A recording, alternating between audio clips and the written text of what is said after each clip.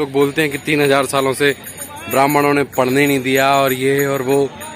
यहाँ की जो स्टोरी है ना वो मन चंगा कटौती में गंगा, वो यही प्रयागराज की स्टोरी है। मैं पिछले साल जैसे ऊंट देख रहा हूँ कि ऊंट मिल जाए तो मैं एक स्टोरी सुना दूं यार। वो संत रविदास जी की स्टोरी है, वो अचानक से याद आ गई तो मैं शॉर्ट में सुना देता हूँ। मैं थक जाऊंगा इसलिए खड़े खड़े सुना रहा हूँ। स्टोरी ऐसी है कि एक बार क्या होता है, संत रविदास जी बैठे होते हैं अपने घर पे। चर्मकार थे वो, जाति से छोटी जाति के थे, लेकिन सोचिए अब कितनी बड़ी बात है कि जो लोग बोलते हैं कि 3000 सालों से ब्राह्मणों ने पढ़ने नहीं दिया और ये और वो। संत वाल्मीकि हुए वो भी नीची जाति से थे, संत रविदास जी हुए वो भी नीची जाति से थे।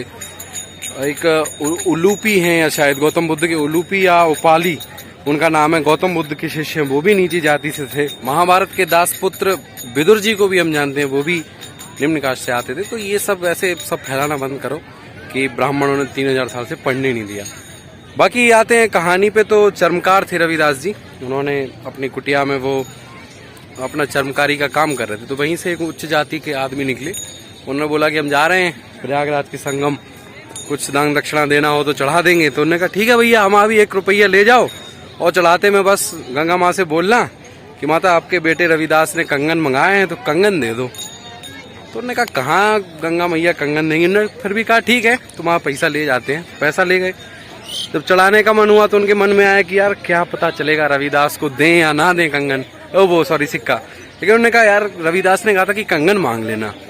तो फिर वो जाते हैं, उन्होंने कहा चलो सिक्का देते हैं, गंगा मैया को चढ़ाते हैं और बोलते हैं मैया आपके बेटे ने रविदास ने कंगन मंगाए हैं। गंगा माँ प्रकट हो जाती हैं। यही प्रयागराज की स्टोरी है। प्रकट होती हैं, कंगन दे देती हैं। अब वो सोचता है, अब उसके मन में लालच आ जाता है, जो वो दर्शन करने आया था। तो वो सोचता है रविदास क्या ही करेगा कंगन का, इन कंगनों को जाके राजा को दे देता हूँ। तो राजा को देता है, राजा अपनी रानी को देता है। फिर एक दिन जब मैं बहुत शॉर्ट में सुना रहा हूँ, रानी जब नौका विहार करने आती हैं तो उनका कंगन एक यहीं पे खो जाता है। तो अब फिर वो रानी अनशन पे बैठ जाती हैं कि हम खाना वाना नहीं खाएंगे, हमारा अगर दोबारा जोड़ी वाला कंगन नहीं मिला तो। अब राजा कहते हैं पकड़ो उन ब्राह्मण देवता को जो आए थे ये कंगन लेके।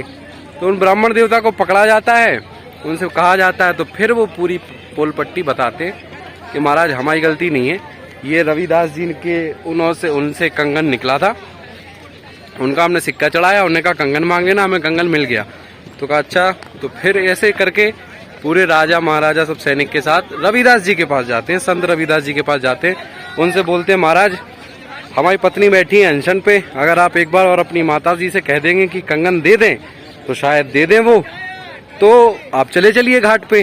तो रविदास जी वहां पे कहते हैं कि मन चंगा तो कठौती में गंगा। कठौती होती है जिसमें चर्मकारी का जो काम करते हैं, चमड़े का काम करते हैं, वो एक पात्र होता है, उसको कहते हैं कठौती। जबकि वो कटौती नहीं है, काटने वाला कटौती नहीं, कठौती है। तो कठौती में गंगा। तो वो वहीं दरवाजे पे अपने घर पे खड़े खड़े कठौती में पानी भरा होता है, उसमें बोल देते हैं कि माता कंगन चाहिए।